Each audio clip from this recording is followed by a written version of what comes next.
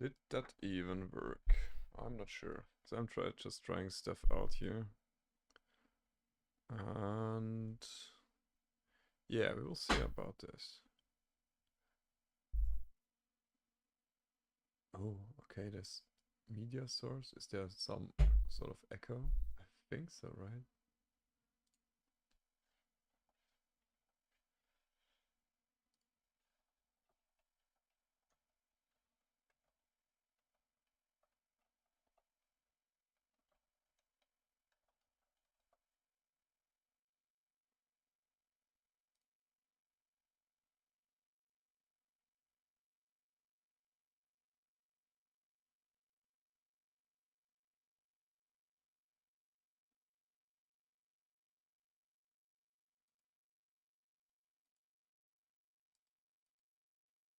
Okay, test.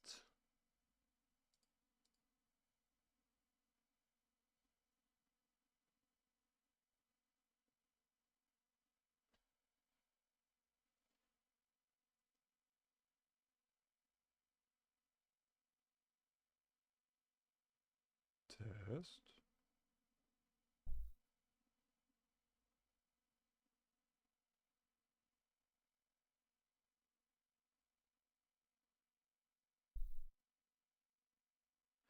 So I don't know what this is. What the hell?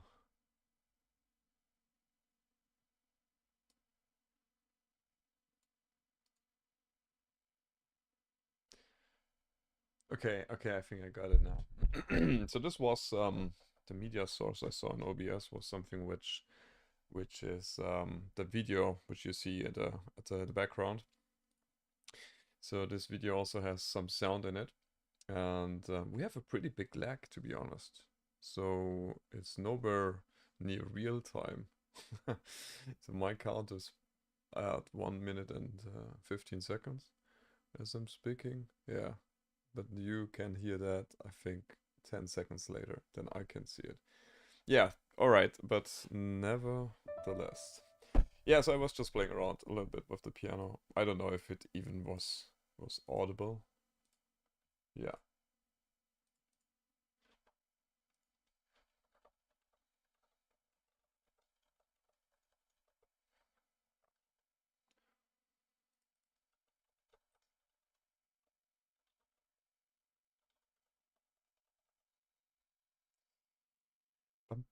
Alright, so now let's get cracking here. I will just close this thing. Don't save that one. Yeah, okay, quit Cubase. Hopefully you still can hear me. But yeah, so the thing what we want to do, or what I wanted to do now, is to go and make the code a little bit better regarding the pull request. So I did do a pull request. You can see that in a minute. Let's jump over here and then let's drag this window down here. Yeah. So this is the pull request. And this pull request is basically merging the branch which I created for fixing or closing issue 2, extend the functionality to RBE3 elements, and I did a pull request myself. And yeah, then I thought about some of the changes and made some comments here, and I now try to resolve those comments and make updates in the code to reflect that. I think it's pretty basic what I wanted to change here, and this should not take too long, I think. And then later on we can also go into pre-commit hooks. So what that is before you're committing, you could enable checks like linting, so that it's prevented that you would commit something to the Git repository which is not which would not pass the linting. Basically, that's it. And yeah, so I think we could now do that. Sorry, I just think I closed my window.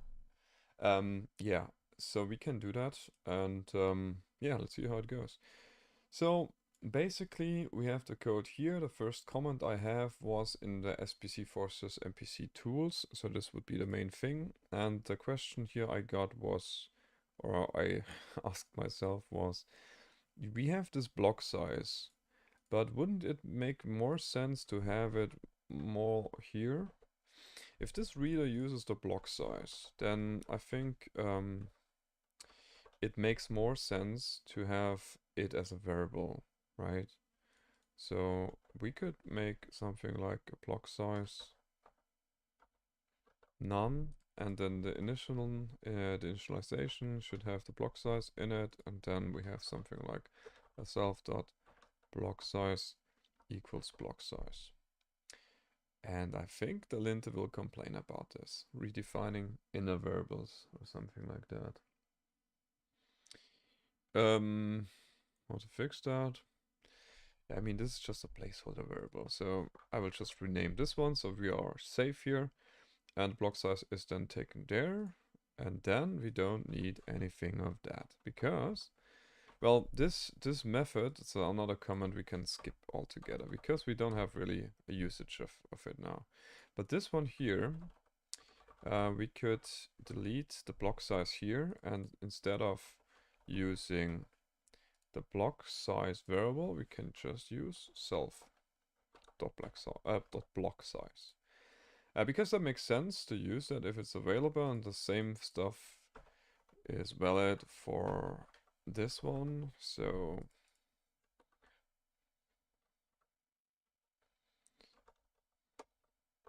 self.block size, self.block size. Okay, that makes sense. All right, do we have another thing here? Yeah, we have another thing. This is this one.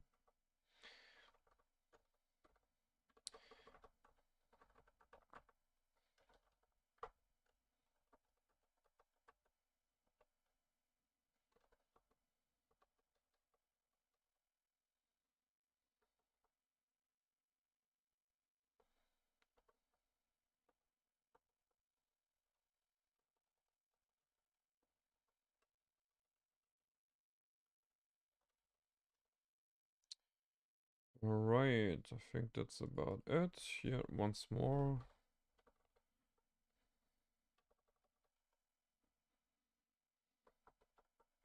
I think there will be a lot of refactoring going on here as well, because that's a lot of duplicate code, and we can fix that. What did I do here?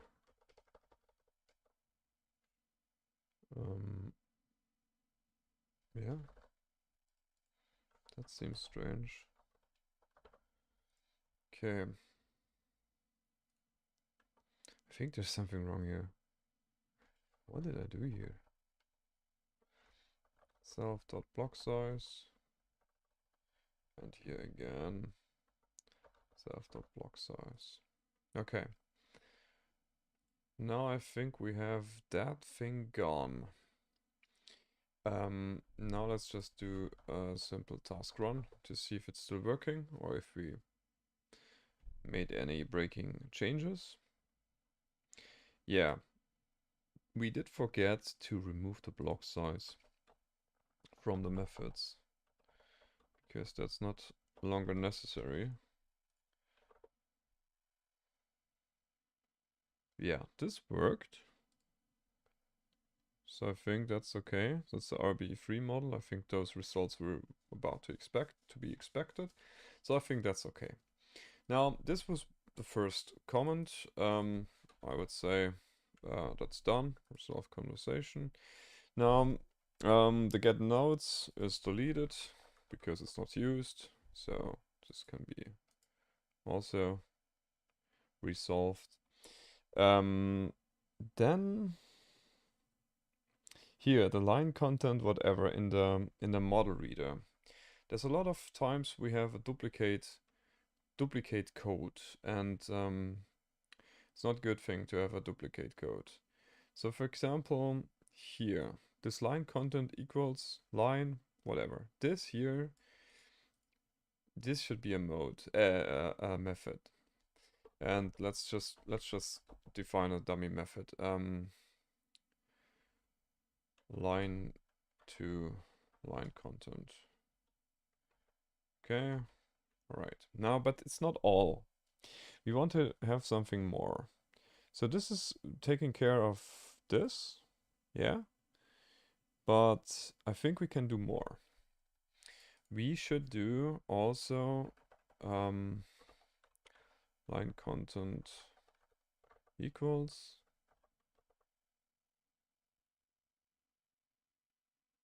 Yeah, I think that's okay from formatting standpoint. Then I think we had it somewhere. Where was it? Where we had this strip, this one. I think this is a good thing. So because there may be a new line character, we delete the new line character. And then let's also strip everything. Line content, yeah, exactly that. And then return. I think that's okay. Now, this method is used to split a line into blocks of block size. Remove, yeah, the new line character and strip the content of the block. Not sure if that's still, no, that's above 100, then let's make it like this. Alrighty, that should work. Now, where can we use this? I think wherever we have line content. So here, for example, I can have line content equals self, line to line content. I don't like the method name. Transform.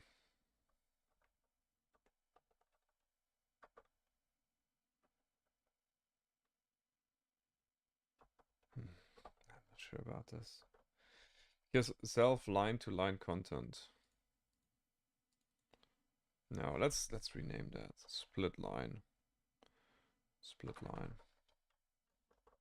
Let's keep it simple. So line content equals split line. Yeah. Now this line will be used a couple of times and hopefully it will not break anything. Example here, I would say. Could use that so we would not have those unnecessary strip things here. Right, so this is all taken care of inside the method. That makes a lot of more sense.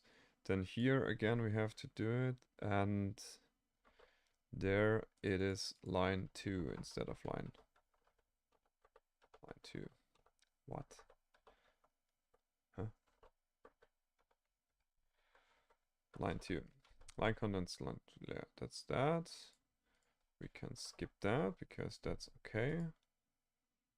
I think that's all good. We don't have to strip it again, so we can leave that.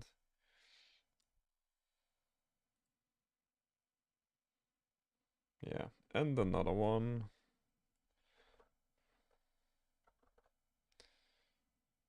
Okay, I think we're done here. No, not quite.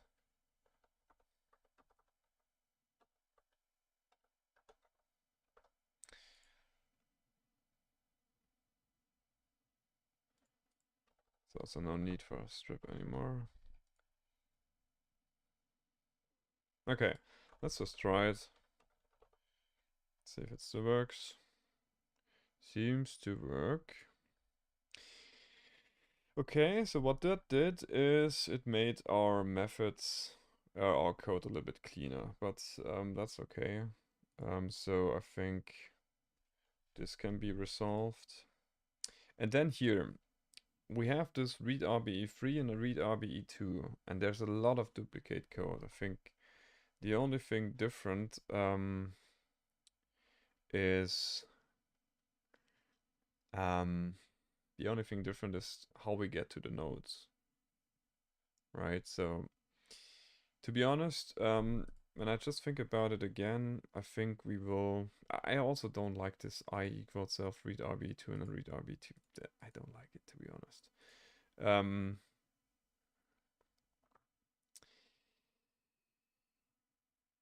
Well, let's start with this one.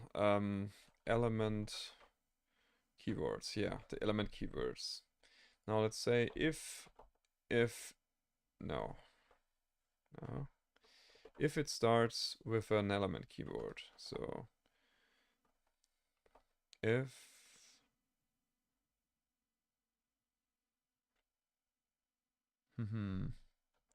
element keywords, no, if line,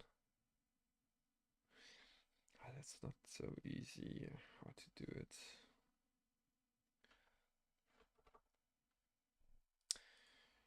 I mean, I could read the whole line here and just get the line content, but on the other hand, well, I don't want to have a for loop. So just to explain a little bit what's going on in my head, I don't want a for loop because that's always gets you more indentation levels, and you don't want to have too many of those. So for loop is unnecessary. So what I would like to check is if the starting word is yeah, you could make something like this. If line dot split and we split with a space, then we can continue, right? So this is also a concept called fail early. That means as soon as we know we haven't gotten a RBE2 element here or RBE3 element or whatever, so we don't have a line which we are concerned with, then we continue the line. So we just go to the next one. So if line split with space and then the first element is not in the element keywords, then we can continue. And then here, from this point on, we can safely assume that we have a rigid element to be created now, because the line we have now has a keyword which we are interested in. Okay? So basically now we can do the following. And I have to see what is common and what's not common.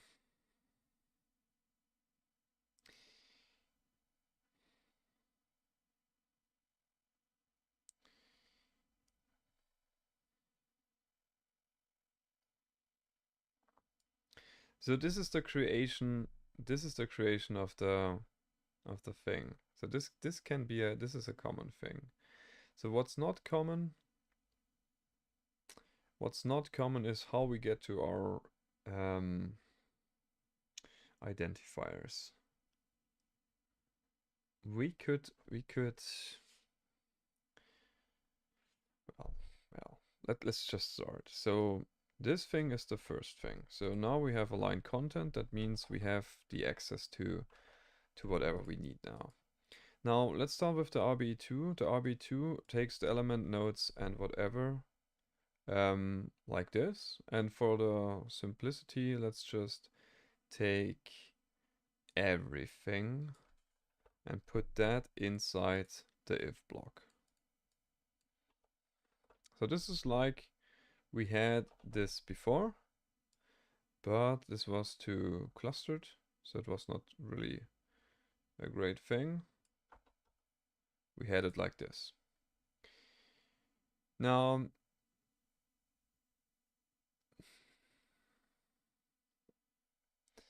what is safely to be assumed that it is the same thing with RBE2 and RBE3 is this. So we could have this happening after it, right? So this is okay. And here we could, for simplicity, just copy all the things here and put that into the RBE3 if statements. Now, is it just that?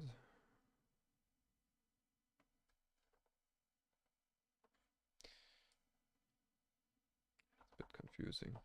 Oh. So it would be like this. I still have the feeling that we can make that a lot leaner. But let's see. So first of all, let's check again what we're doing here. So basically what I'm trying to do here is replacing the methods here. So replacing both of those methods. So those can be gone then. Can be gone. Now I have the line split. I check if I have an rigid element in the line or not. If I don't, I continue. That's okay. Then line content just splits it into my content. Then I check if I have a RBE2 or a RBE3. And I think the element ID is the same thing for RBE2 and RBE3. So that's always on the first stage. So we can skip that and delete this from here. Then the dov is on position 3 when I have a RBE3, but on position 4 if I have a RBE2. So this is something different. Then nodes starting from 4 and here starting from 7. I think I have that messed up. Could it be that's RBE3 and that's RBE2? Because no way it starts with 7. Yes, sorry, I have that messed up. So this is RBE3 and this is RBE2. Okay. Yeah, I have to have this duplicate code, I think. Or not. The problem is that I have to have this thing. Maybe not, maybe not. Maybe I can extract that. Because from that point on, so just again what I'm thinking. From this point on, the code is the same again. I getting the next line. If the next line starts with a plus, I get the line content. So this is all the same, identical. Then I have a bit of a different thing, right? I just have to think about if this would work for RBE2 as well. I think it would. Because the only time I would have something like this would be for the last one, for alpha. So I could get away with that. So basically what I'm suggesting now is taking this out of there and just putting it after having the differentiation between RBE2 and RBE3. And this one could be then skipped. So it could very well be that this is all bollocks and I have to do it again. But if it's starting with an RBE3, I do this. I initialize the nodes.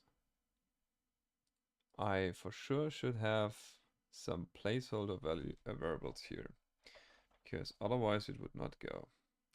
DOS is none, and nodes is an empty list. That makes sense. So for every new line I'm having here,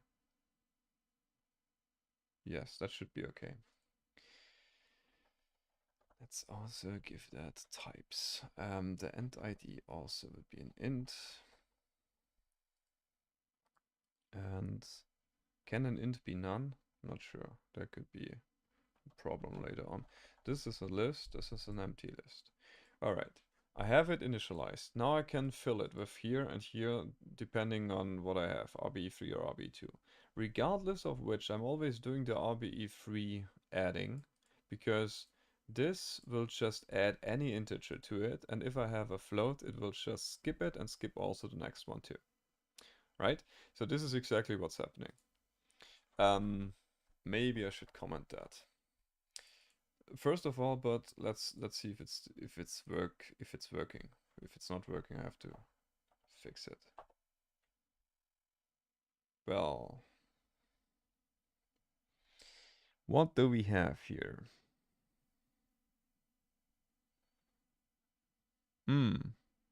Yeah, line number is not a thing anymore, right?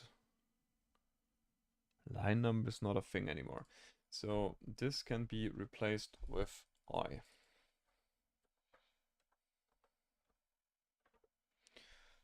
I plus 1 versus again line number I plus equals 1 and I. Is there any line number left? No. So it worked for the RBE3 case, but this is to be expected that it's working there. Let's also check if it's working for the RBE2 case. And let's maybe just copy that and have it, because I think I will be switching between RBE3 and 4 quite some times. So that should be, I think it's called rigid, right? Rigid.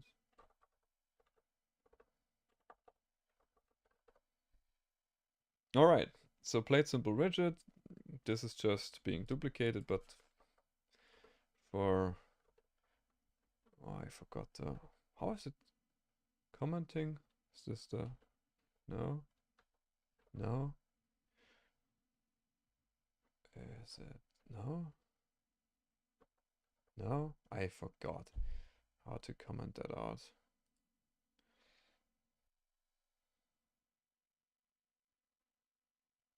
Ah, control and slash. Okay. Okay. All right, now let's check that if it's working also with the RB2 solution. Let's see if the output is as expected. Yeah, I think it is.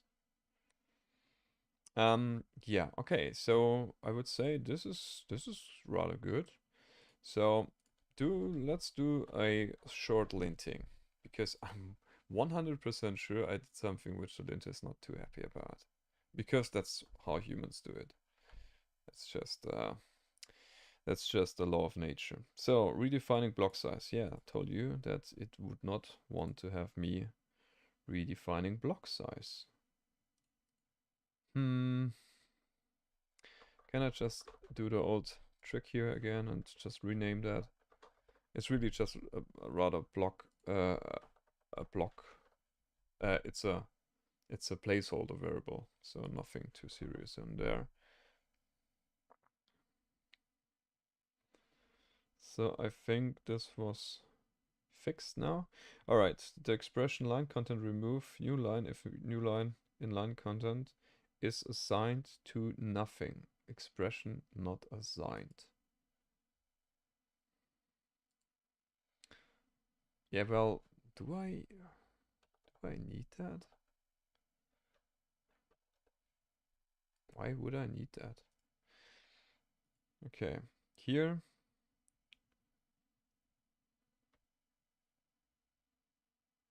Yeah, So here we don't have any operation, so we could have something like this. Right? Okay. Hopefully the linter is happy. No, it isn't. Cannot format. Cannot parse.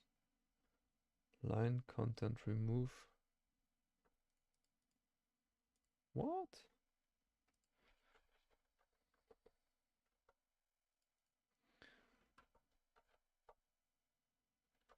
I need that else? Line content remove new line if new line in. Well, I guess I have to reformat that then. So if it is there, please remove. Does it work? Does it work? I think so.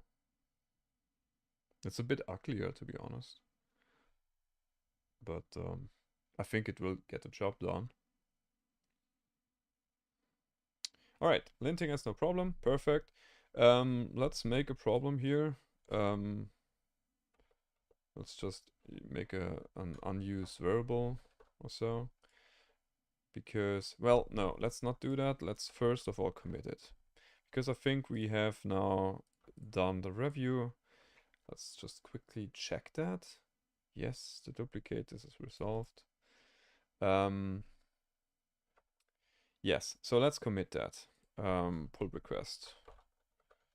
Review fixes.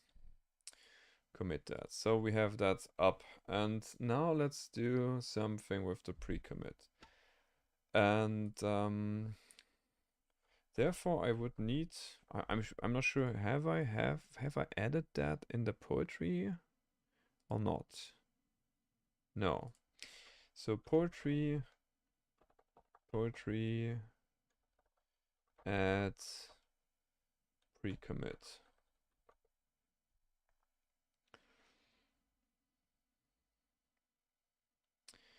Okay, and then now let me check.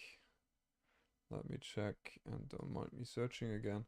Let me check the pre-commit config file with the T and tag professional Python.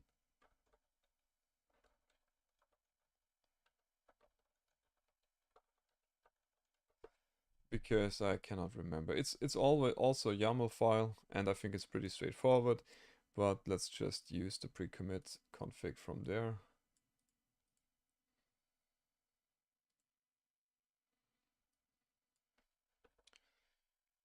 Okay.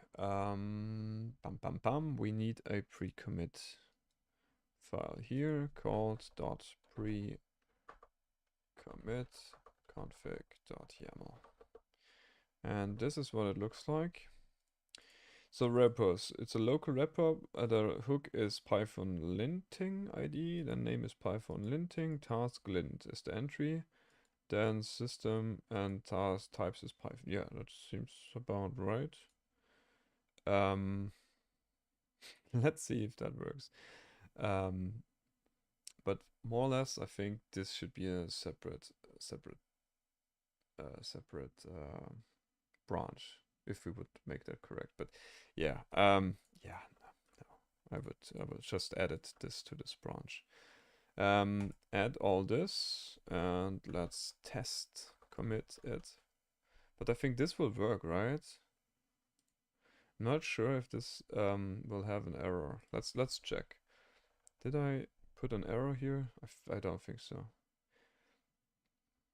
So let's make an arrow, like a return. So that would be a dead code. So tasklint should definitely give us a warning here, because this doesn't make any sense to have dead code here. Okay, so it does, and now let's try to commit it. Test commit, broken, should not work.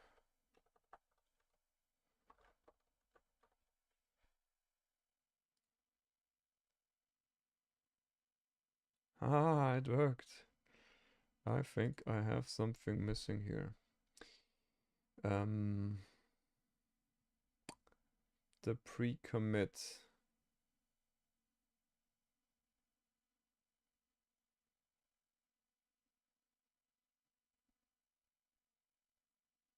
I think there's more to it than just that. I think we have to have something like what was it? It's not the GitHub workflow, but somehow I did not really pick it up.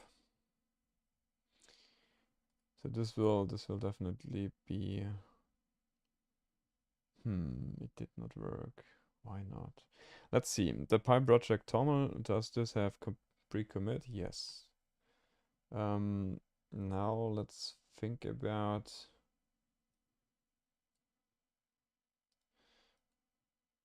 let's see if this works. I think we did not install it. I think that's the problem. So if I have my task file with this one, I think we have to also install it here. So poetry run, yeah, pre-commit install. Yeah, I think that's what we need. So if I do that, this will then update my initial. Well, I'm not so sure if that worked. Let's do a poetry update that we are sure that it has also the, because we just added a dependency on the toml file. Yeah, but somehow it didn't. It did it. Okay, but then let's test it. So there's poetry run pre-commit run then all dash files. This should give an error. Failed, yes.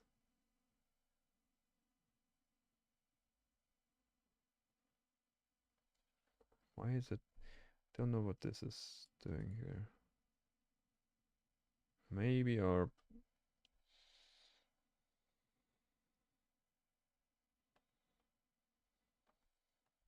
so it definitely failed. Okay, that's a good thing. Let's try it again. Test commit. This should fail.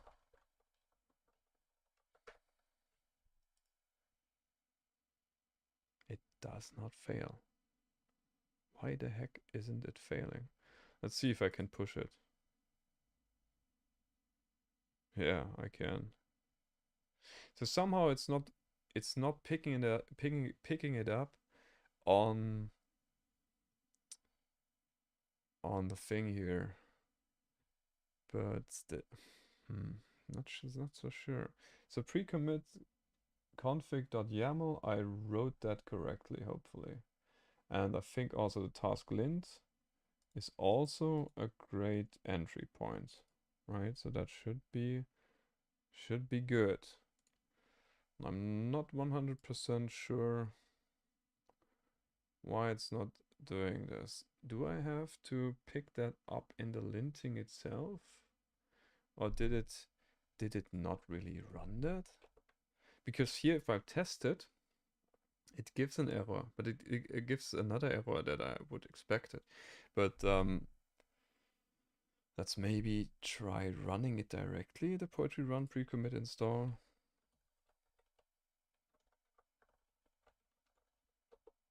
I have a 3 else, sorry. Pre-commit installed at git hooks pre-commit. Ah, okay. It's in a different location, right? Cannot see it here. So there's a hidden git folder, and then hooks, and then pre-commit. That pre-commit file is looking like this. Sorry, that's a bit inconvenient. So we have now something like this. I mean, that looks good, to be honest.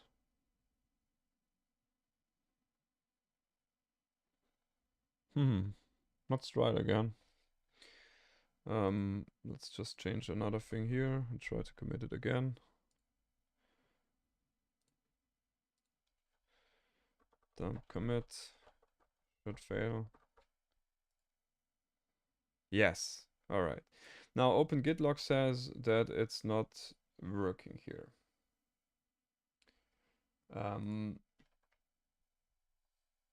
It doesn't give us too much. Show command output. Yeah, that's better. Okay, Python linting failed. Hook ID Python linting execute 200. Task available task for this project, whatever. Task SPC forces tools reader model readers.py does not exist. Not sure what this should mean. But now let's fix. Maybe we have another thing to fix here, but let's fix the obvious error. Let's fix this thing, because now the task lint. Where's my terminal?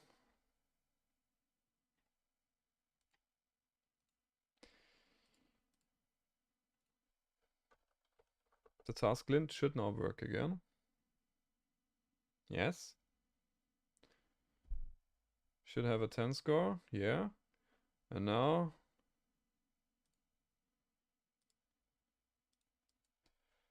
should work. No, it's not working. Yeah, so for some reason it has a stupid task. So I think task whatever now with model reader.py does not exist. So it executes something stupid. And this should be fixed here on this level. So the task lint, I think, is not working. It's not working. I'm not sure why it's messing that up.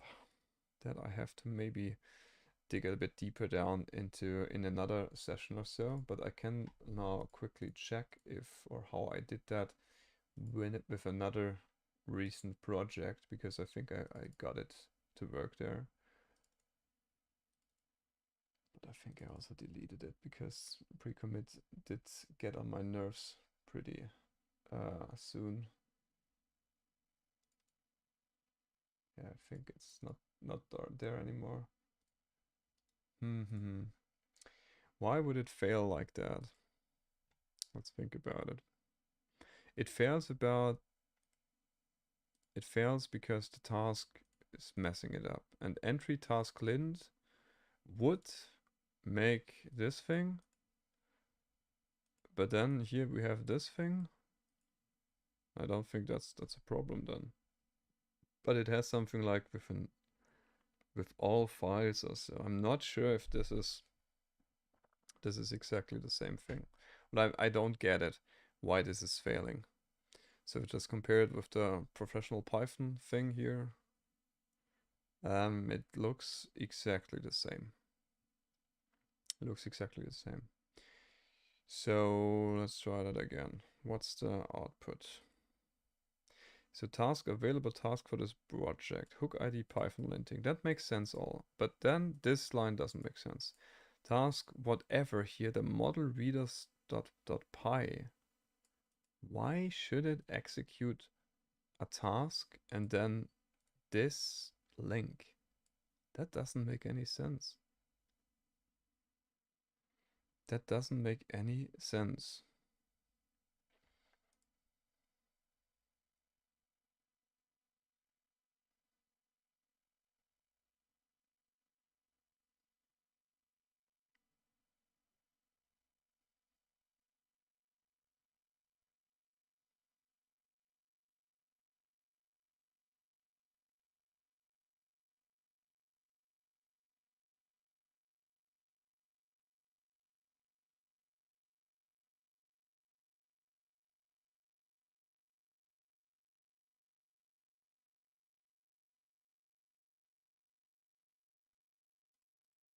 So maybe have to research that a bit deeper. Why this is not working.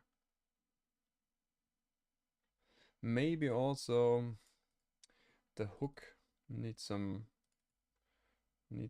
extra thing. But this is right now a bit hard for me to get it right. Yeah, but I will just pin down a little bit on this one. If I don't get it, then I will have to remove that again. So that's pre-commit. Let's open that again. Maybe that's the problem. Exec pre-commit and then the args.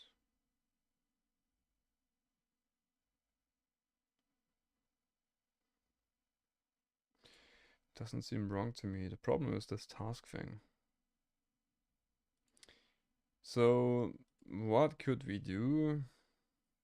We could just make something like copy that thing here. So all the other things, they are not that critical, but the py-linting, we could just make it as a temporary workaround like this, that we configure the entry point to be not a task lint, but to be exactly that one.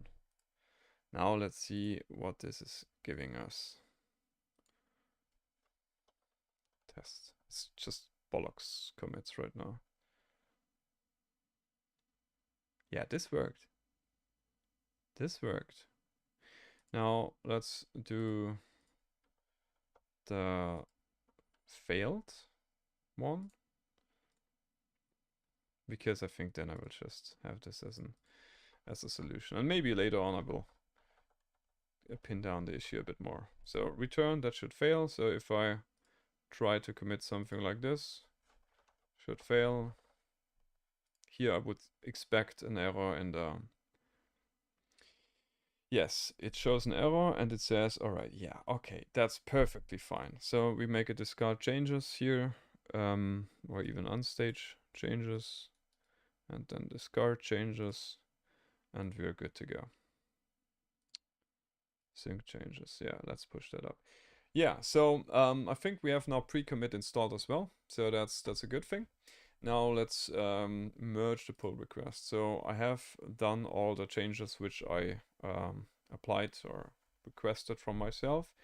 So we could now merge this request. Yeah, we make a squash and merge because I don't think we would like to go into those individual bollocks commits. So we can squash and merge. Yeah, that's okay. We will just make the default one and merge. Normally you would have to describe something here about what exactly is now merged and stuff like that, and then we can delete also the branch. Yeah. Now we have now this can be closed.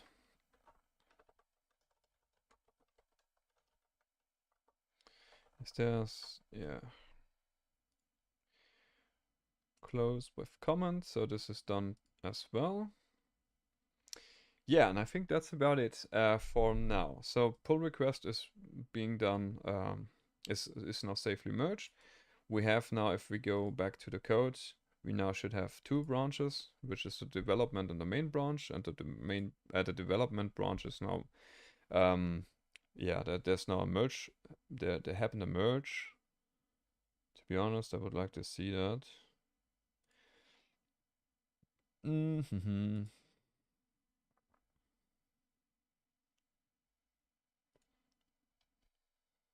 Yeah, it's just this one commit closest to. Yeah, because that's the squashed commit. All right, so that makes sense. We now switch to the development branch again. So origin development, and we can just pull. And we are now on track again. By the way, also great extension, the git graph thing here. That's a great thing. Why isn't that here connected? I'm not sure. But what did we change? Yeah, split line. So we changed that lately, and so that makes sense. So yeah, we can remove that. RB2 and RBE3 is supported, and that's okay. So we could just make a test commit, tiny adjustment. Let's see if how this works now with committing to the development branch. Sync the changes and see in the git graph how it looks like. Yeah, I don't like it why it's not connected. we could definitely prune this branch because it's not needed anymore. Yeah. All right, so we are on development, and that makes sense. All right, so that's that. I have made a little bit of a pull request here. I adjusted the code. Now, the next thing I would like to do is more or less a little bit more of hypermesh again, because I think the most important thing now is to make sure that we also have 3D elements. So if I just check the issues again, extend the functionality to 3D elements. So this should be a good thing to do. So I assign myself. Label would be an enhancement. Then I don't think we have any projects or milestones. We create a branch for it. We take that branch from the development, hopefully.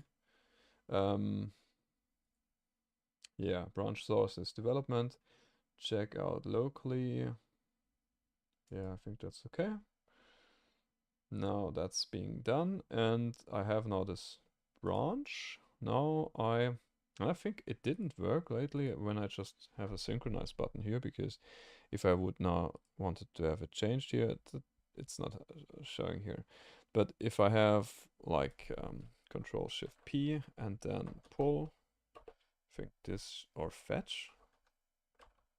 Yeah, that's just fetch. Fetch, fetch, fetch. And then I can change the branch to be this branch I'm working now on.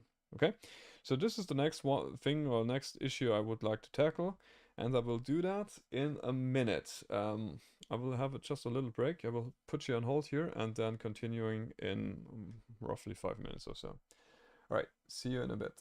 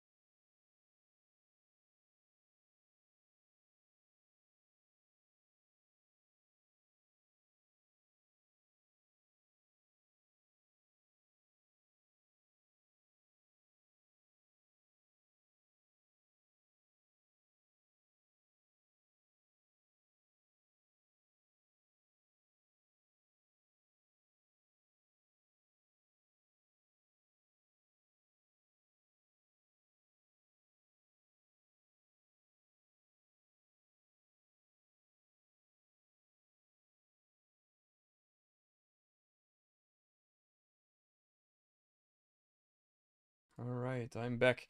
So sorry for the delay. I had to fix something with the printer, and it took me longer than expected. But now I'm all yours again. So we were here, and I think the the main thing I would like to do next is to do the 3D elements, and therefore we will now divert a little bit from Python, but not too long, to generate our 3D model because we don't have it right now. Okay, so I'm starting Hypermesh in the background. Should be fairly easy to change that to 3D elements, and I think also the implementation will not be that difficult, hopefully. But let's see. Let's see.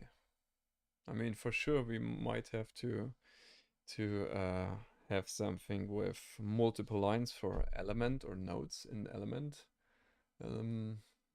Yeah, yeah, we will see about that. Yeah. All right, Hypermesh is loading up. Takes a bit. By the way, in the meantime, I can also adjust my stream settings.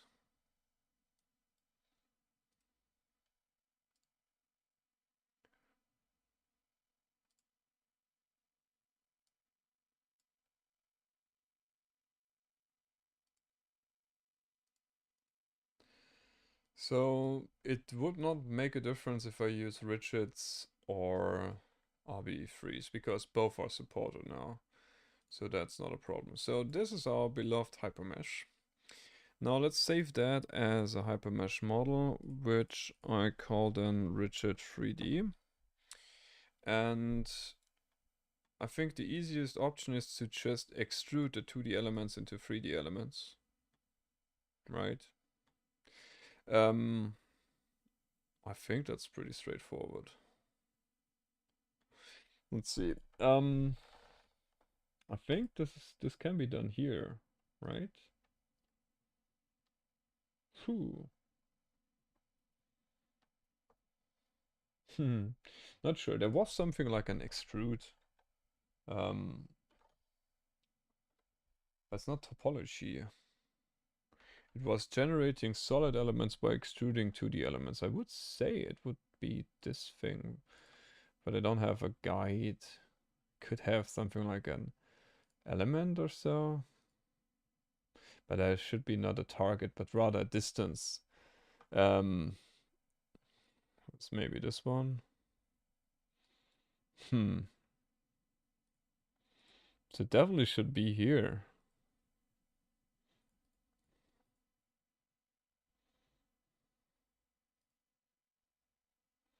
No, that's not it.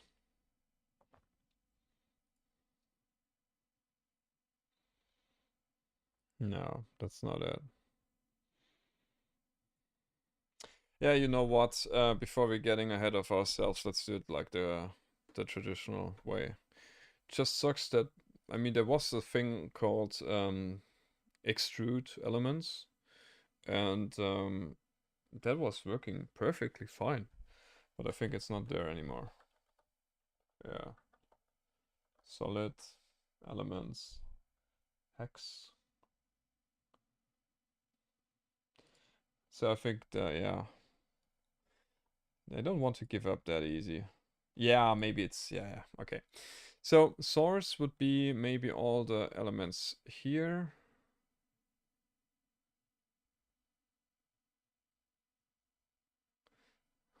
Come on. So all the upper elements. Let's just run that. So 2 is the distance. Total thickness is 2.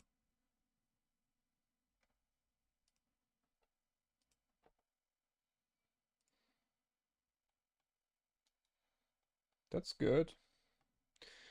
Okay, that's fine. We have to shuffle the elements around later. Okay, let's do the same thing for those elements and also flip.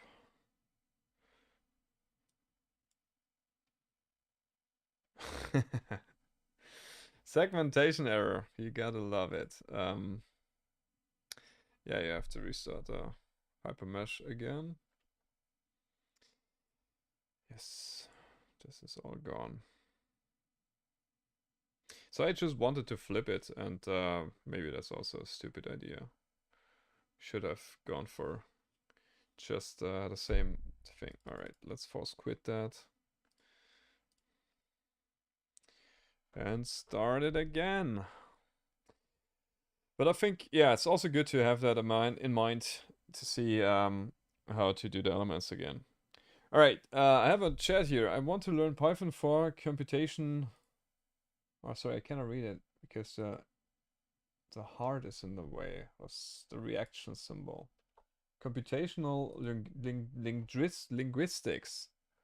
So you would like to do something like speech detection, or what is computational linguistics?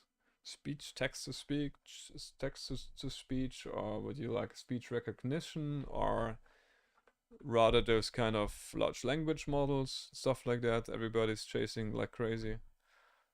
There's many different flavors of linguistic problems in the computational text to speech. Yeah, yeah. I saw there. Yeah, there was definitely also something which piqued my interest.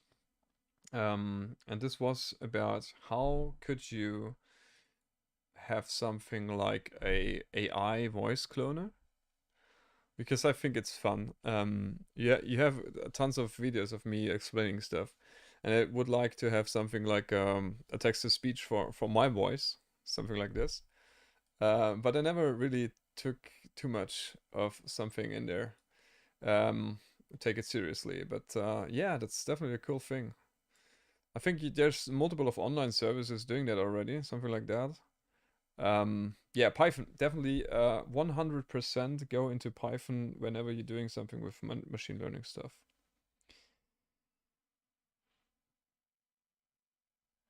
20 to 25 days for text to speech. I think that's even generous. I think it could be done in two days. So by using, to be honest, by using also libraries, not doing it all from scratch. I mean, doing it all from scratch, that's a huge thing to do. But just for Python, generally, to get an understanding in Python, yeah, that depends really. That depends from where you're coming from, if you have prior computational or programming knowledge or not. If you don't have anything of that, 25 days is quite a stretch. So keep in mind that the target should be that you're able to build a text-to-speech stuff in Python. So 25 days, but you could do an online Coursera course or something like that in a couple of days, maybe 2 weeks, if you're really doing 8 hours a week. So that could be a thing. But yeah, I mean, you see me struggling here also with the simplest things, and I have multiple years in Python now. It's on and off, to be honest, but it's not that I'm not using it. It's rather that you can spend your life in Python. But on the other hand, to get you going, I think a couple of days also is, if you know where to look, a couple of days is enough. Yeah, but just go for it. Just go for it. And if it's taking you 2 months, then it's 2 months. That's not. I mean, the journey is now here the key, I think. So I would definitely encourage you to, yeah, to push it. Now, let's go for hex again. So the source would be those, and let's just 2 and let's just have that here and do the same thing, not doing anything different on this one too. Okay, no segmentation. Yeah, sure. So if you want any other guidance about any other subject, and if I can give it, then I will happily provide it. I spent 5 years on doing my PhD and doing a ton of programming, and yeah, so I have a little bit of knowing the struggle of that. Sources. Well, for Python, I think what I did back in the day was those Giraffe Python tutorials on YouTube. And then there's, I think, the free code camp. The free code camp examples are, the courses are phenomenal, and that those are free online. That's just really good. So check out free code camp. They have so many courses on YouTube, and I think also very deep Python courses. And I think I also looked at it briefly again to just refresh my Python skills, and I learned a trick or two. So the free code camp, I can also write that into the chat, is definitely a source which I would recommend. Definitely. Yeah. Besides that, programming is an art form which is learned by applying it, by doing it. You cannot learn it from just watching tutorials. Get down, get deep, get dirty, make your hands dirty, get it in it, and just apply it. Program something you would like. Program simple stuffs. Program something you would like to have yourself. I don't know what it is. Maybe you want to have a web scrapper or whatever. You can do with Python, you can do so many things. So I would recommend just searching for a project you would like, such simple stuff, and then use ChatGPT for a really good amount of time to just get you going. Yeah, just ask GPT to write me a simple script about X or Y, and then get going from there. Build stuff together, then you have error codes. You ask GPT, what's the error code? How do I fix that? If you don't use GPT, you can also Google that, but it's a bit slower. You can do something like that. Yeah, I think that's the best way forward. Alrighty, now I have 3D elements here, but also 2D elements. So I would like to strip away the 2D elements, and that's done with the mask browser, because here I can click on the one and just select the 2D elements. And if I just delete all those, I just have the 3D elements left. Now, the problem now is that the component is now the solid component, and that doesn't make any sense. So let's do the organization. Is it O? Yeah, O for organize. Now I don't want organize components, I want to organize elements. So the top elements, those should go to the destination plate. And the bottom elements should go. The bottom elements should go to the destination plate too. Then I can delete this one. The properties now should have another card image, because now we have 3D elements and not 2D elements anymore. So this should change. The RBE also has to change now.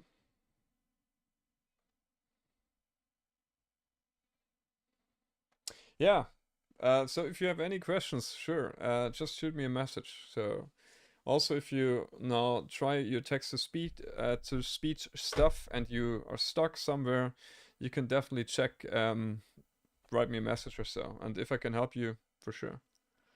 There would be, to be honest, there would be a better channel suited, but we're not that active on there. I have a friend which is far more into coding, or far more ahead in coding than I am. And together with him, we did a professional Python course. And I can also show that to you, for example. So we have this channel called TN Tech. And we did a professional Python. So all those stuff which I'm applying here is done in this Python course. So this is not really the thing I would recommend you to start with if you don't have any Python knowledge at all. But I will just also put that into the chat here, so you can check that out. But this is more the intermediate stuff, but you can see from the topic here. So we have like kickoff, exercise 1, weather API, we have a code review, we have package management, we have pull request, should ignore, linter, review. It's more the stuff around Python. So it's not how do I do stuff in Python, but how do I set up a proper Git repository? How do I do a pull request? How do I do, for example, the pre-commit stuff, unit testing, documentation, unit tests, exercises. So there's a bunch of things out there. So it's a pretty small channel still, and we are not that active on it, to be honest. But we have some things on here, so check it out.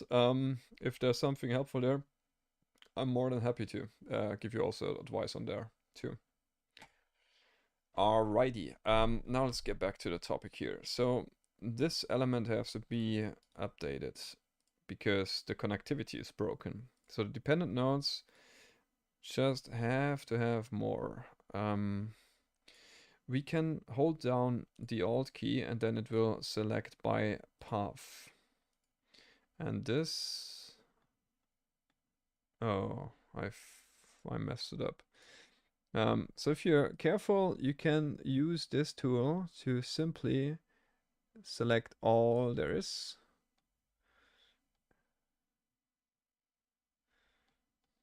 Well, I think it's even easier, to be honest. We could just work with the circle again, right? But yeah.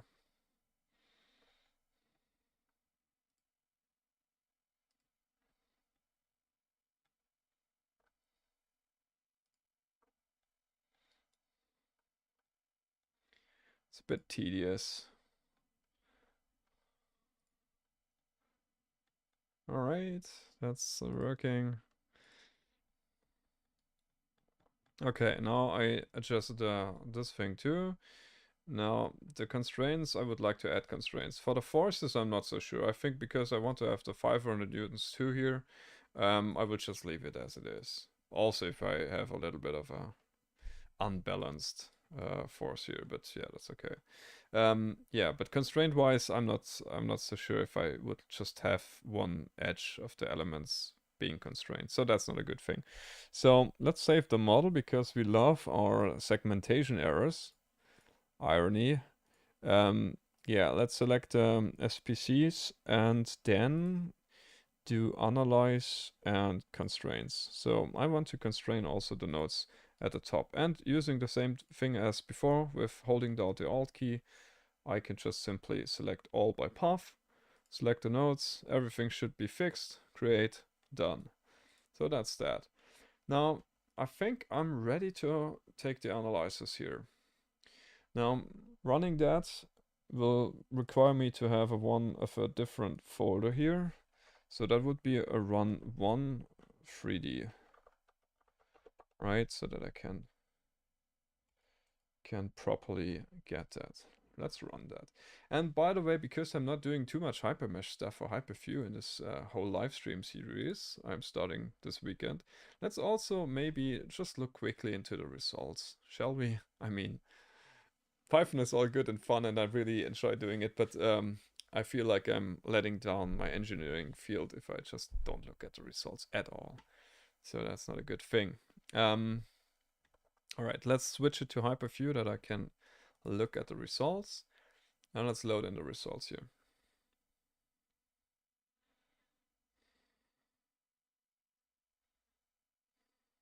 Oh, sorry, I have to change something here. Music is driving me crazy.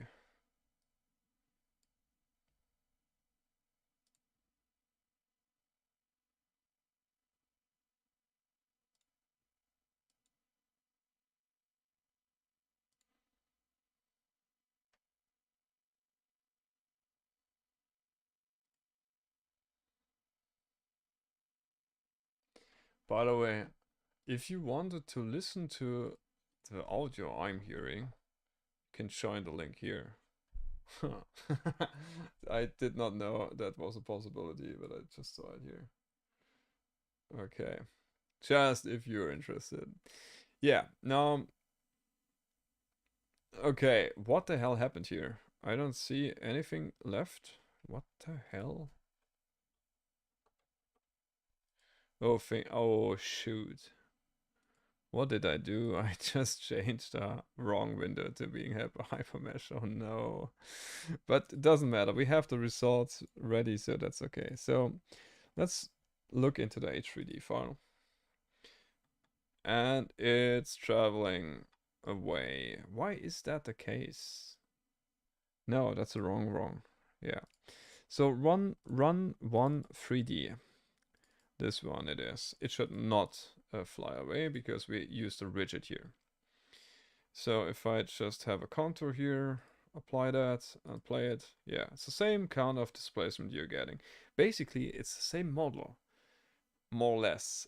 It's not a 2D mesh model, but with a 3D mesh approach, with one element over the thickness, which is something you should never do if you're interested in the stress results, because one element over the thickness is not, you cannot capture bending in there with it. So not a good thing.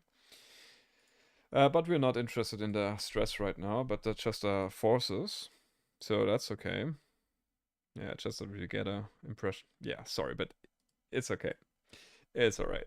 So now we have, going back to the visual code here, we now have in our models data this run.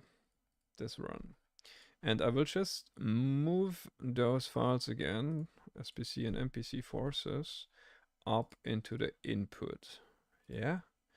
So if I now do what I would suppose to be doing, if I change that, let's simply copy that and paste it.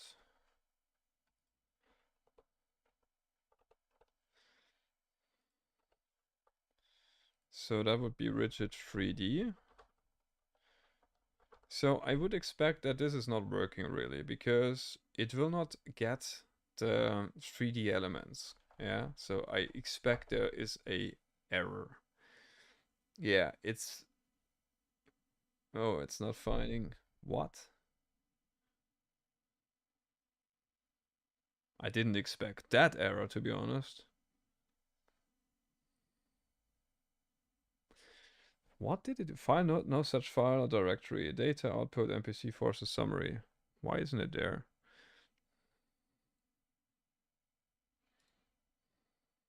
Oh, because the output folder was scratched. Yeah, to be honest, I wanted to do that. Yeah, I wanted to do that anyway. Yeah, let's see.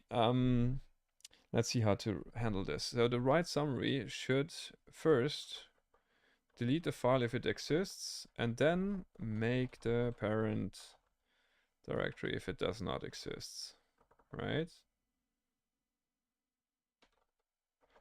Hopefully this works. Because now I would say that it would create the output folder, and it worked, kind of, but there should be nothing in there. Yeah, no RBE3 elements found. That's a bit strange, because there is an RBE3 or RBE2 element in there, but there's no elements and no nodes to it. So, kind of a bug. Kind of a bug. So that's a thing we could definitely fix. But not now. Now what I'm interested in is making it work with 3D elements. So if I'm looking at the data input and then the FEM file. First of all, why did it change it to long format? Why did it change to long format? No. Okay, I will have to run that again. So let's open the hypermesh model again, and hopefully I saved it before. Let's hope that I saved it before running it. This one. No, I didn't. Shame on me. All right, I have to do the SPCs again. So load collector, make current, constraints.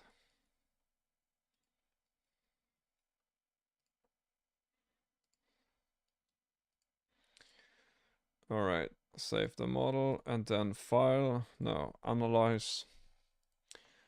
and run the analysis. So run one 3D FEM file, yes. And now here the format should be standard.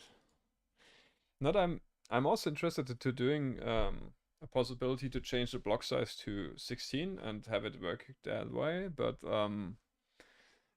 yeah, there will be coming up some problems there. 100%. So not doing that right now.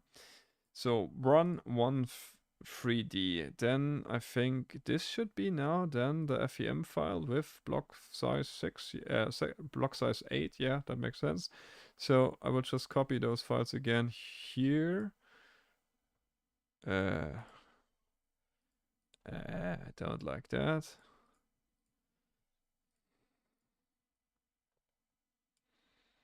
Okay, close those.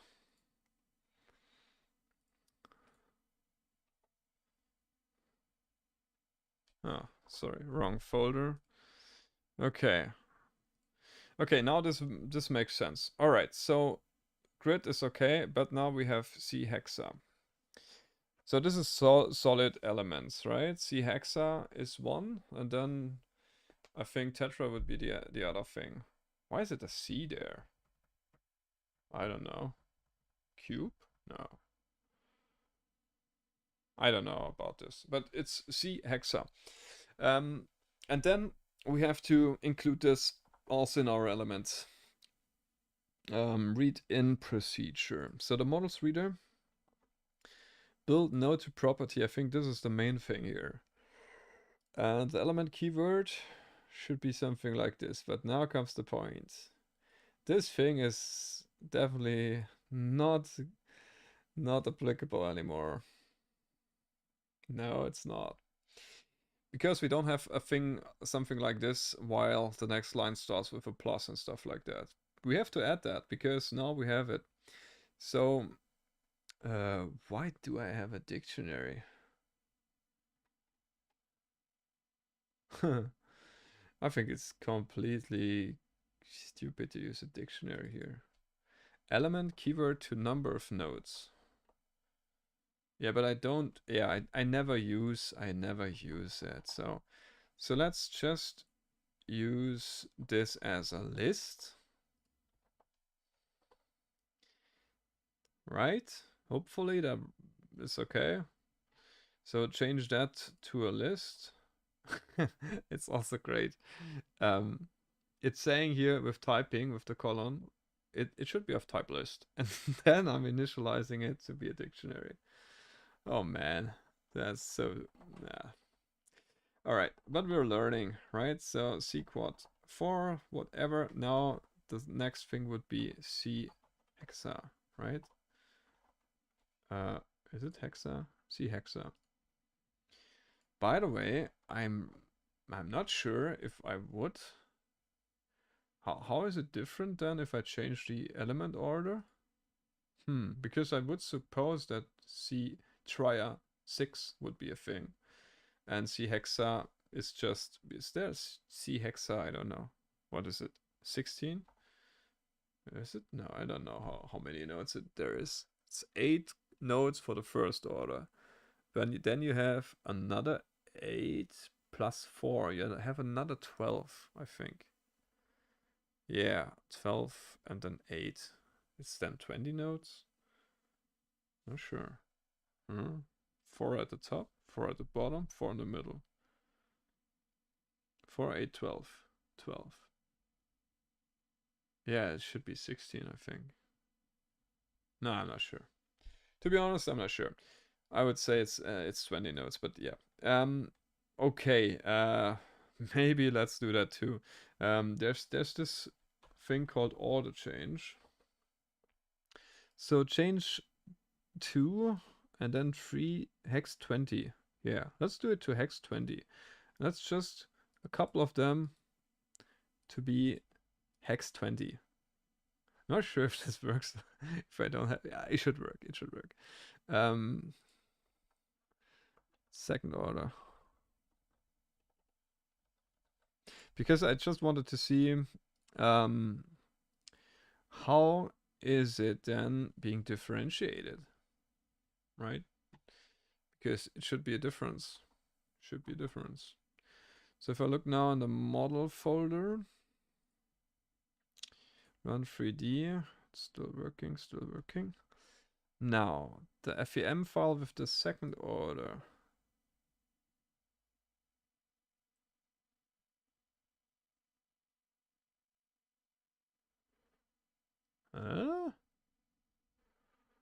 Don't see anything.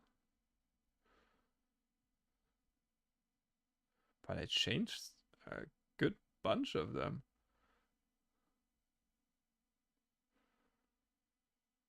Huh? So there should be some C hexas which have a bunch more nodes. Here's something different. Yeah, so this is the component, yeah. But let's just count the nodes. 1, 2, 3, 4, 5, 6, 7, 8. So that's just 8 nodes. Huh? What? Why? I mean, I did the order change, right?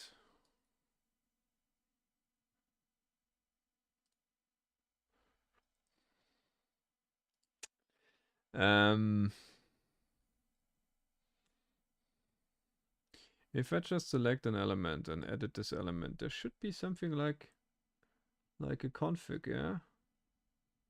It's just 8 nodes. Something did not work.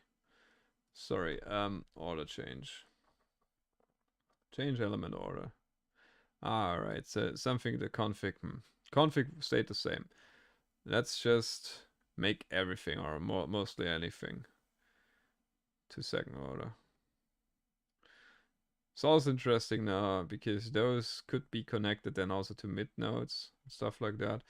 But this is not the point. This is not the point. I just wanted to see if this, what I'm doing now with the second order thing, if this is then showing up as C hex 20 or not.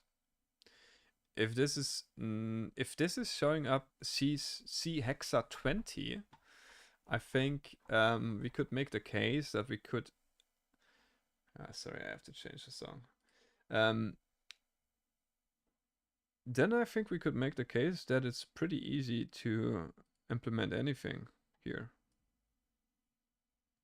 Yeah, basically it's also called C hexa. Interesting, right? So it's not even differentiating between hex 3 and hex 6. And do you know why? Do you know why? I think I know the reason. Just think about a C trier 3 element. So that a C trier 3 would have an element ID here, a property ID here, and then having the nodes here. So if you have just 3 of those, you would fit that in one line. It's a bad example here because here you can easily fit 6 here too, but just imagine the numbers being a little bit bigger, then the 6 would not go there. It definitely is the case with the quad element. C quad 4 and C quad 8 would have different kind of line number needs, right? So C quad 4 would fit in one line, C quad 8 would not fit in one line. I think this is the reason. And C hexa, it doesn't matter if it's 8 nodes or if it's 16 or 20 nodes. Those nodes would not fit in one line. And this is why I think the C hexa keyword is just C hexa. Could be wrong, but I think that's it. Now, let's start implementing. So the MPC reader here reads the elements here by building the node to property. So line content is alright. So if it's starting with an element keyword, that's alright. So the line content is that. And now we have to change it to have an index here. So let's change that with for I in I comma nothing and enumerate self file content. Leave me alone. So then line equals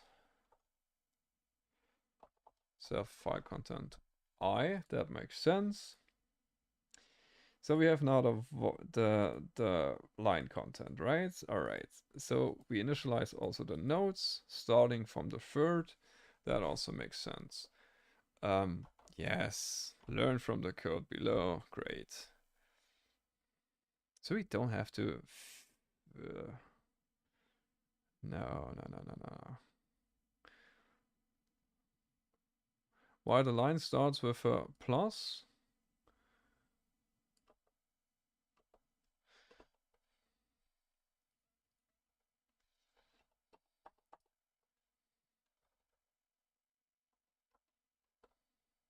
No, strip here.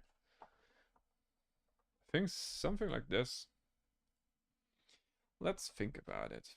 Now, I'm at the line with C hexa at first. Then I will split this line into my individual entities.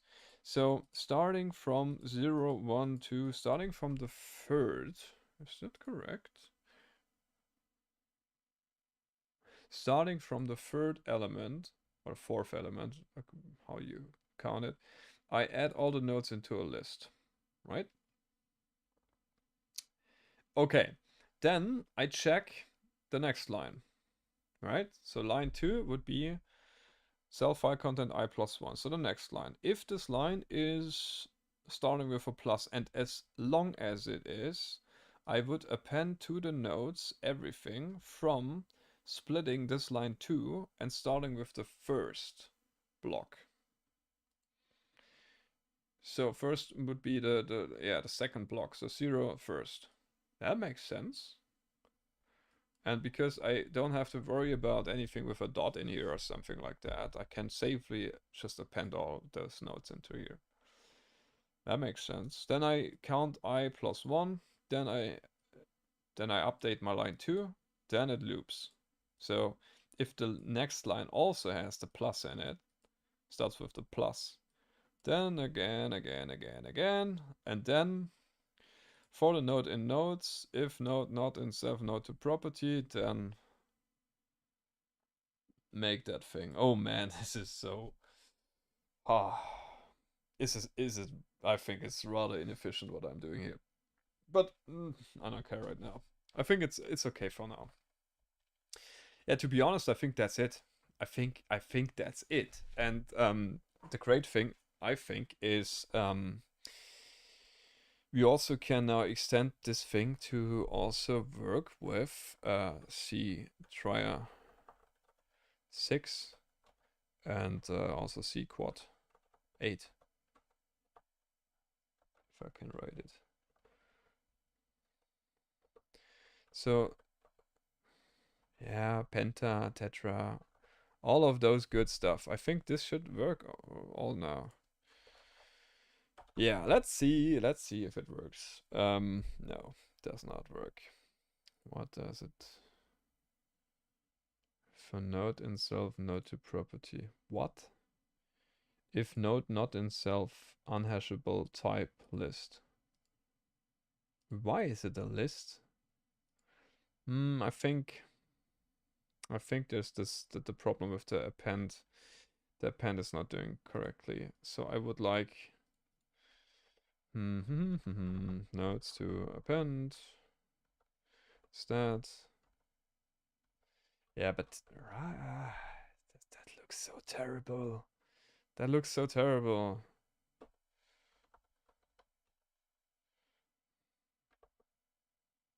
Ah, I don't like your solution at all.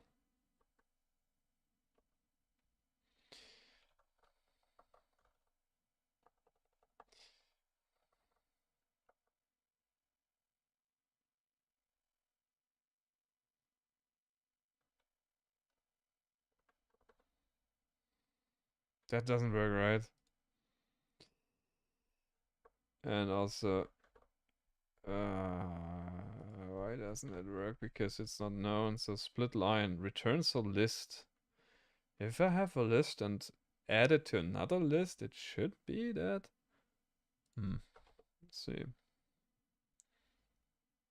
Name split line is not defined. Where do I have that? Huh? What? Okay, interesting. Name plus equals. Huh? What? Again, this stupid thing that it's not saving it? Alright. I think that's a win? No? Does that make sense? Wow. Why the heck would it be that way?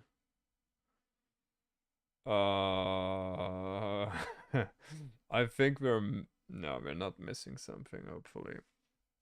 But this is interesting. This is interesting.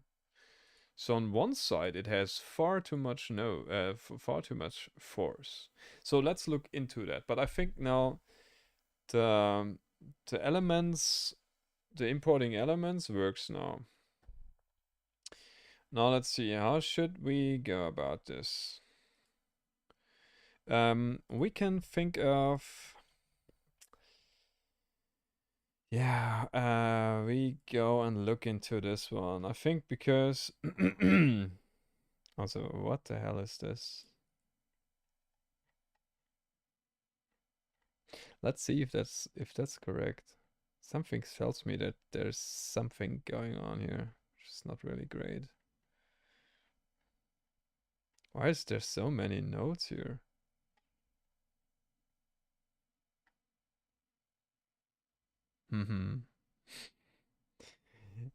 That's a bit stupid to do this here.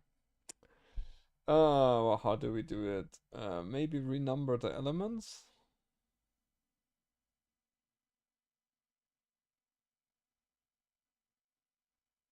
Hmm.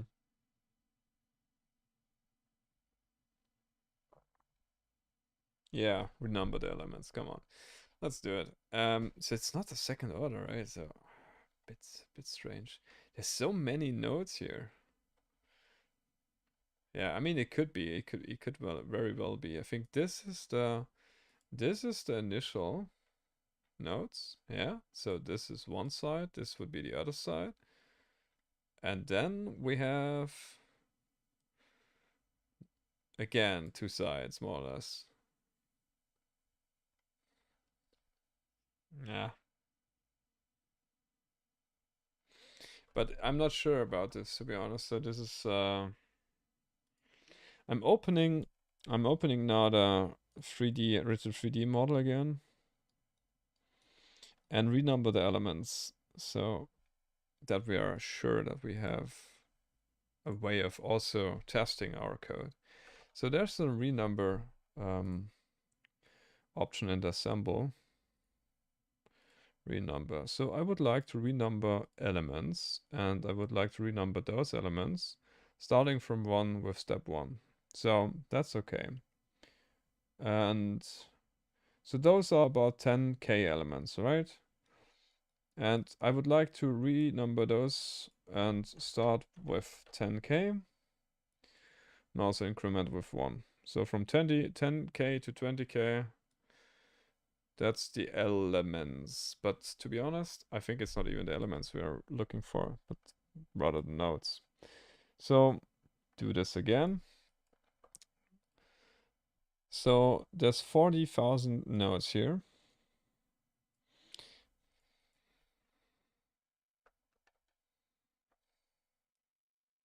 And 41,000 here. Okay.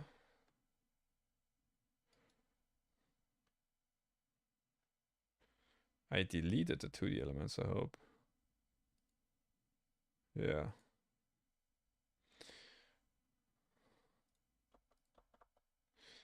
Okay, let's run it like this. This would be renumbered. Analyze, 3D,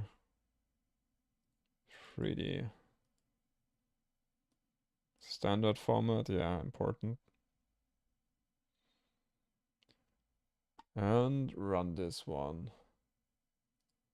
I have to close all my OptiStruct windows, by the way. Did it run now? No. Yes, no. Some Fortran error. I think I run it now twice. Yeah, it doesn't matter. Now, hopefully we can now differentiate between the ones and the twos. I mean, the script should not have a problem, but we as humans have one. So there is this 3D NPC forces. So we have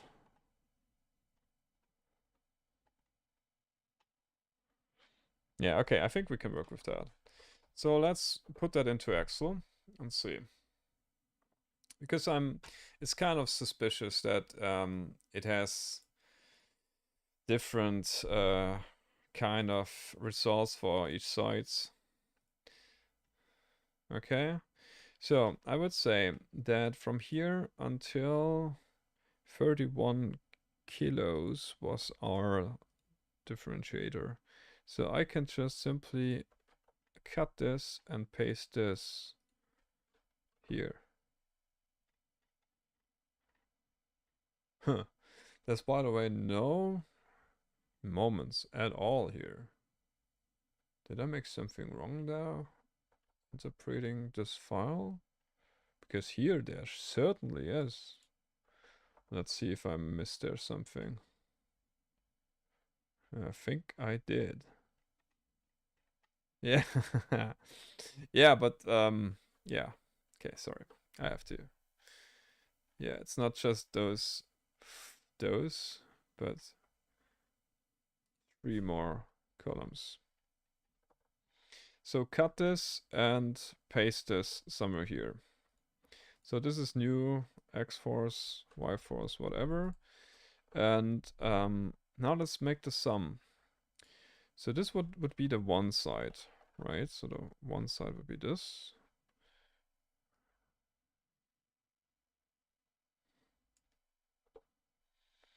So there we have the 500. As expected. And what's here?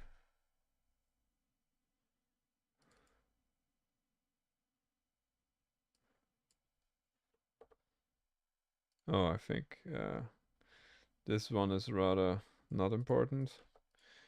Yeah, I have the 500 here as well. So, we have a bug. We have a bug. There's some nodes which are not picked up or something like that. Because if I just look at the output file, but to be sure, let's run it once more with the most recent data. So if I just copy this one, this one, this one to no, before I do that, I delete it here. No. FEM, MPC, and SPC forces. Copy that to here and make the task run.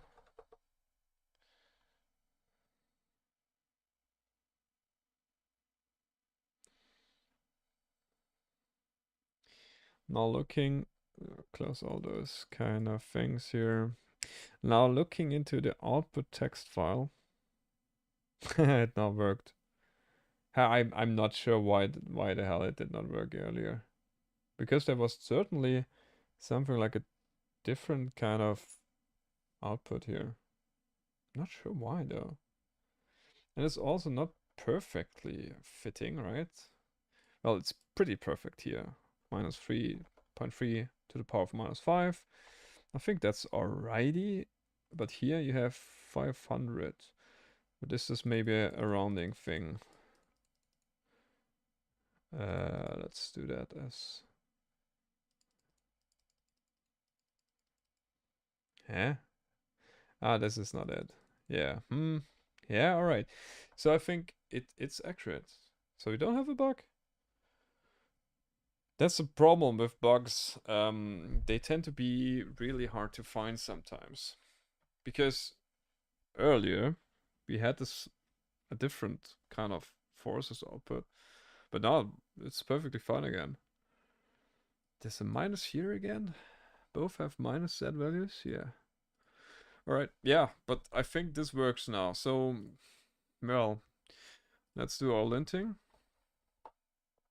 and commit that, so to have the 3D elements there. We worry about testing later. I think that's definitely a step I have to take. What? No problems in linting. Too good to be true. So I think we can then commit that. Basic implementation. So this would work now for 3D files. And now really the fun begins, or can begin. If you have something like a big file with a lot of RBE2 or RBE3 elements in there, which I model to model screws and stuff like that, then you can definitely go for a run here and just test that and see automatically how much force is transferred. I think that's a good thing. Yeah, so this can be closed then. So let's just go into the Git repository, if I can find it. Yeah. So I make up a pull request now. So that's not basic. That closes. Oh man, what's the problem? No. Yeah, right. Base development, compare. Is this the direction of the merge? Sorry, I'm on the work side of things. I'm using GitLab and not GitHub that much. Has recent push. Yeah, that makes sense.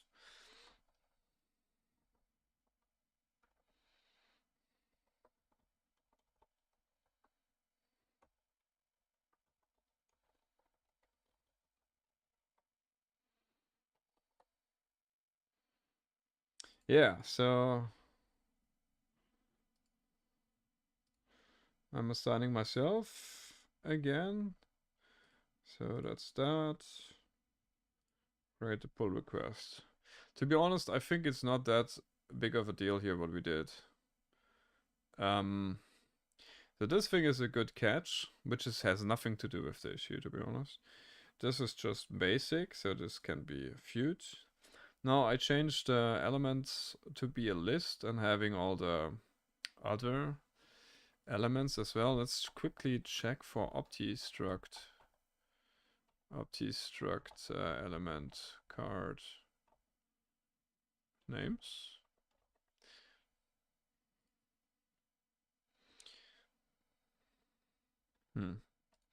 Let's use it differently. C hexa. Because I just wanted to make sure that I have all those elements in there. So we have C hexa. Then what else? C quad 4 and 8 are there. Then triad 3 and 6. Then I think C tetra should be there. C tetra. Then C hexa. And C penta is another thing.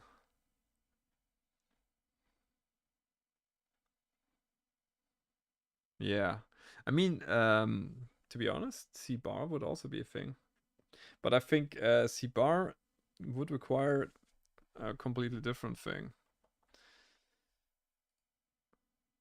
Alright, C bar element ID, property ID, but then you cannot simply add all the nodes, but just 4 and 5, right? It's grid A and grid B. So yeah, that's another issue I would say for another time. Let's quickly add that before I forget it.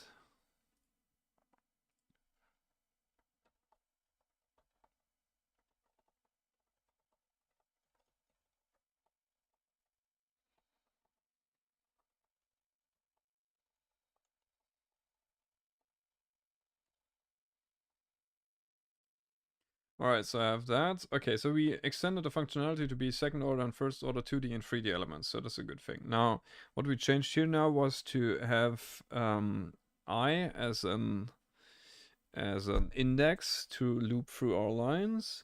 Then we have for sure the line here. Why do we need a line here?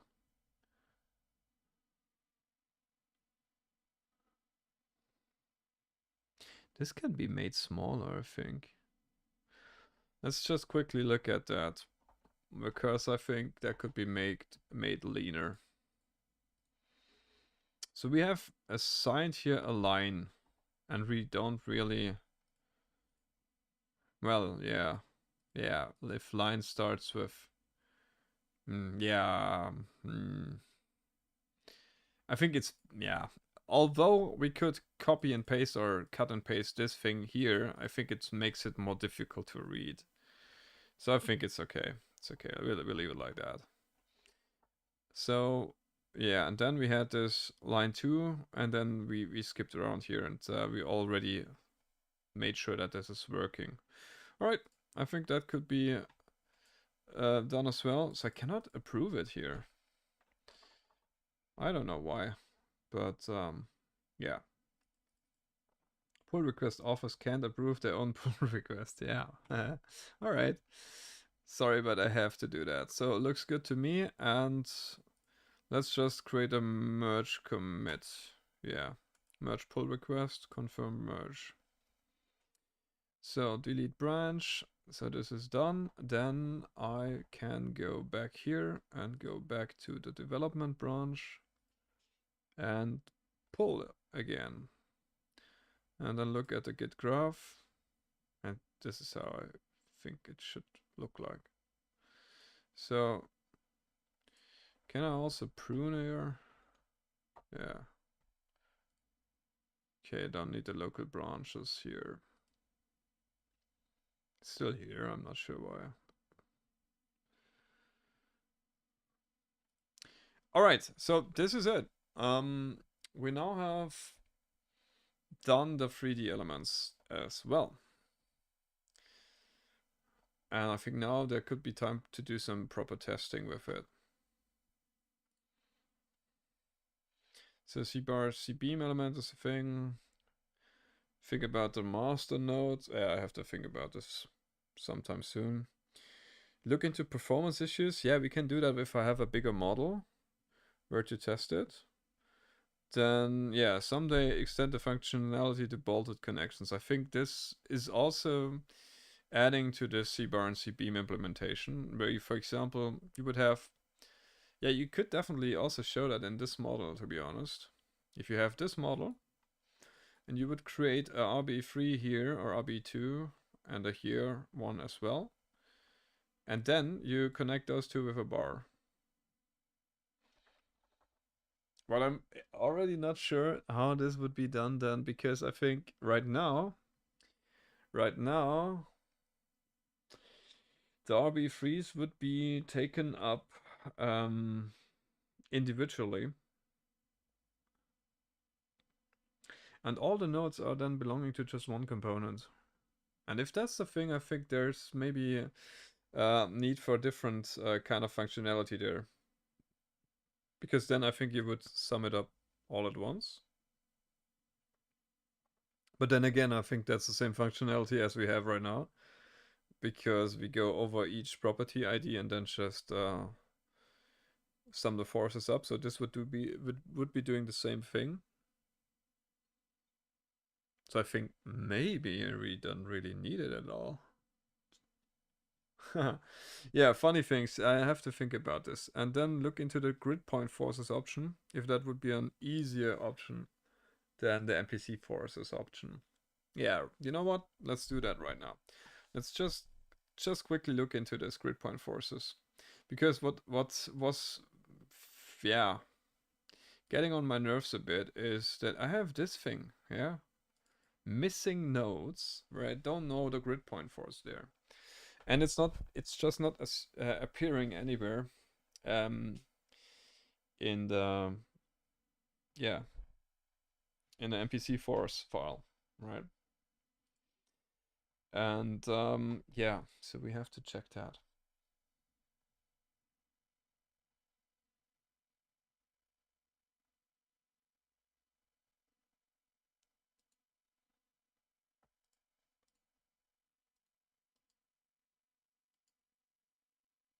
Yeah, let's check that. So how would we do that? There's an option to export also the grid point forces. I would assume that it would be at the same place where I also checked on the NPC forces, and that's small as a parameter card, which is an output. So there should be grid point force, yes. And I could also take this as opti, right? Why not? And let's just run it again. So this is 3D, and I think that's okay. Export that.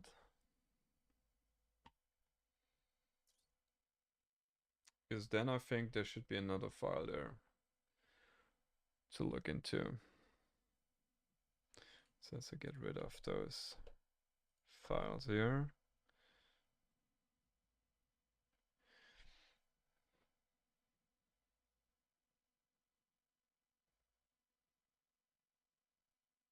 Isn't it GP force or something like that?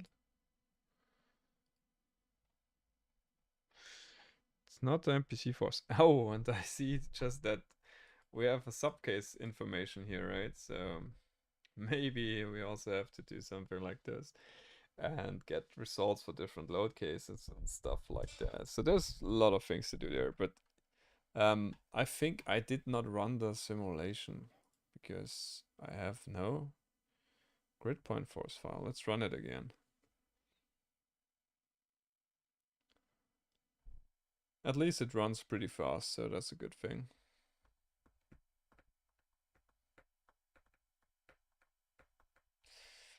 Okay, now, yeah, grid point force. Oh, wow. Wow, okay.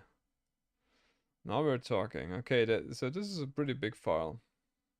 So we have iteration 0, and then we have a grid point force for node.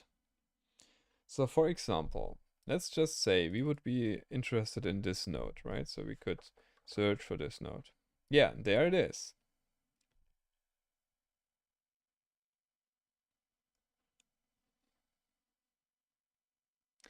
And to be honest, this pisses me off.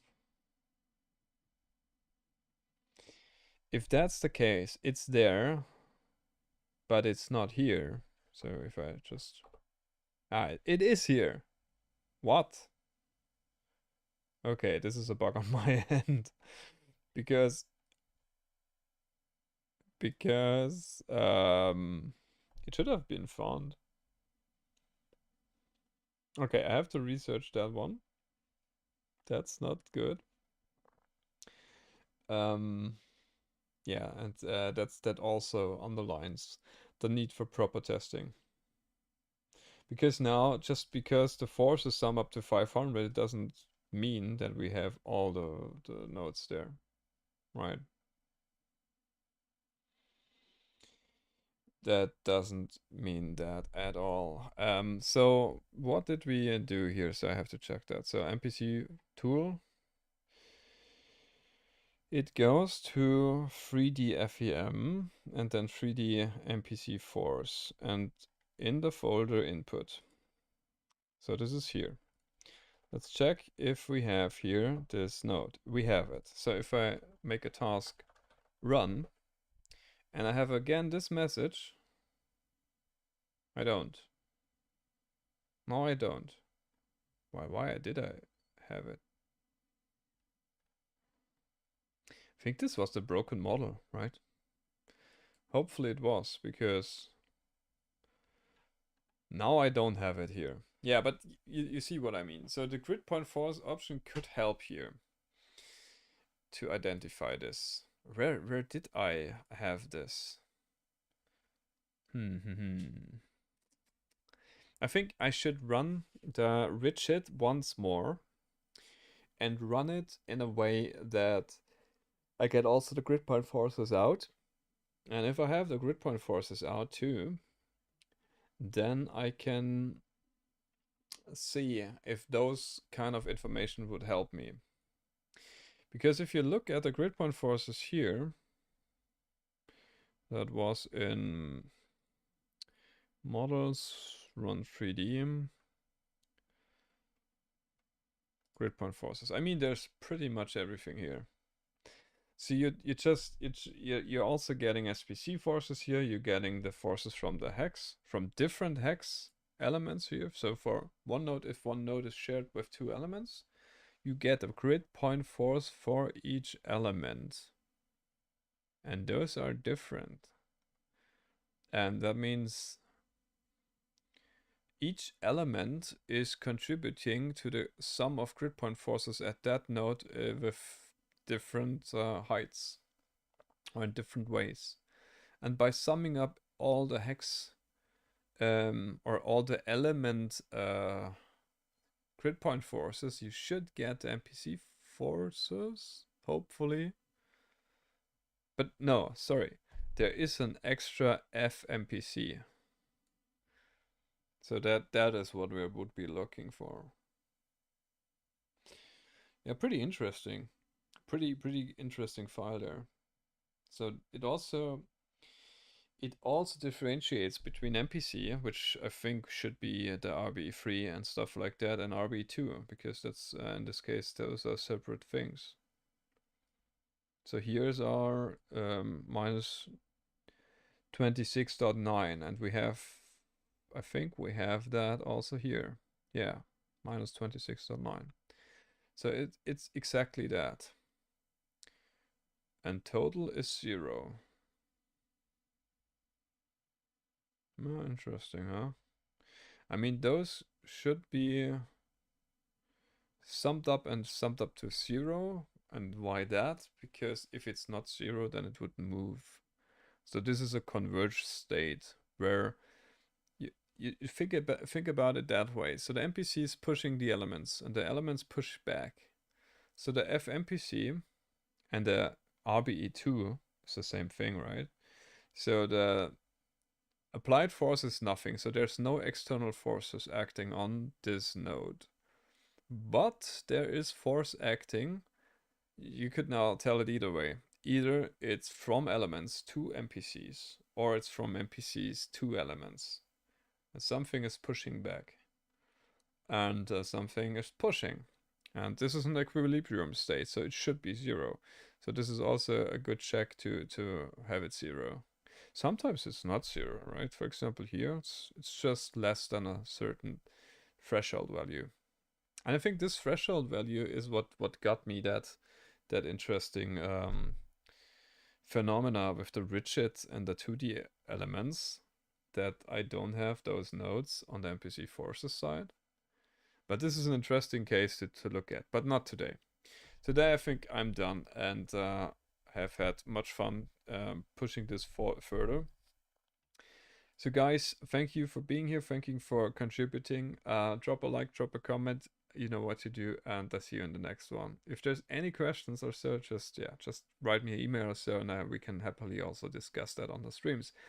Usually I cannot do the streams during the week because I have to work normally and don't have too much time for it, but on weekends I think I will make more or less a semi-regular streaming occasion to push some project like this. And if you can apply those projects on your student exercises or even professionally, I would be happy to see that. And also, yeah, support it if I can in any way. And yeah, let's make it for the better. And I'll see you next time around. And until then, take care. Goodbye, everybody. Thank you for being here. Bye, guys.